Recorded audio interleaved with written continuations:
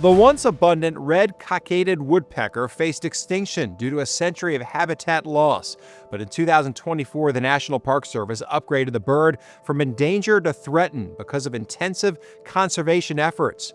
Conservationists say the woodpecker flourished thanks to the Endangered Species Act, or ESA.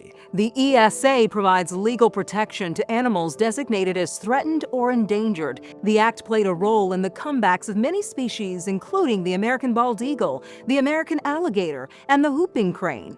Off the coast of Louisiana, the smallest sea turtle in the world may be the next in line for a resurgence. Reporter John Snell takes us to an island to examine the efforts helping nurture this baby boom. On what seems like a calm early morning, we head out of Ocean Springs, Mississippi, for an hour-long, occasionally bumpy ride in the Gulf.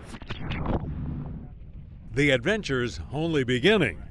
A good-sized boat gets you only so close to the ultimate destination. Then comes a half-mile-long hike to arguably the most isolated place in Louisiana, the Chandeleur Islands. As remote as this spot is, it's just as critical from an ecological standpoint.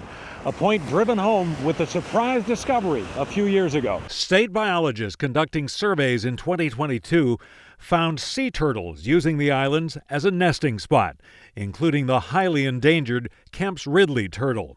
A state trail camera captures hatchlings emerging from their nest and darting toward the Gulf. Yeah, depth to egg chamber is 12 inches. State wildlife and fisheries biologist Matt Weigel explains the isolated nature of the islands may work to the turtles' advantage. There's little in the way of light pollution to confuse new hatchlings making their way toward the sea. We don't have those large predators here. Crabs pose a threat, but little else. We have a good feeling that a lot of our hatchlings stand a good chance of when they get to the Gulf. On this day, they find evidence of one failed nest. Biologists aren't exactly sure what happened, but one theory involves the island's elevation. They've lost significant height, including many of the dunes that make for good nesting grounds. Everything's kind of low, so if the tide gets over the nest, it'll drown them. The Chandeleur chain is part of America's second oldest national wildlife refuge.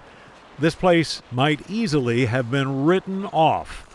Over the last couple hundred years, the islands have lost 90% of their landmass. The Chandeleur Islands are in danger of going away forever if we don't do something now. That something is a $380 million plan to rebuild 13 miles of the island chain by pumping sand back onto the islands. The Coastal Protection Authority hopes court settlements from the 2010 Gulf oil spill provide most of the funding. Having the opportunity for these settlement dollars from Deepwater Horizon is a once-in-a-lifetime chance. Fingers crossed that we don't have a tragedy like that happen again. The Macondo well blowout killed 11 workers and belched 134 million gallons of crude into the Gulf. The Chandeleurs were heavily oiled during the spill. But had it not been for that spill and the funding that's been made available from that spill, we probably wouldn't be standing here today talking about this project. That's tracks from turtles. Scientists documented at least 28 successful nests, including more than 500 Kemp's Ridley hatchlings.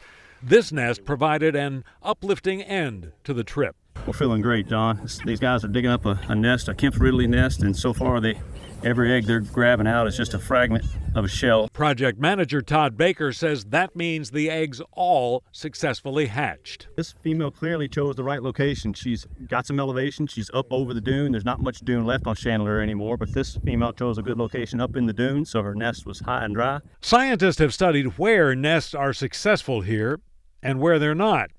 The aim is to design a renovation that mimics those elevations and finds a perfect niche for the turtles and their newborns. Different boards control the BP oil spill money. One of them has already issued a draft plan that includes nearly $250,000 to restore the islands.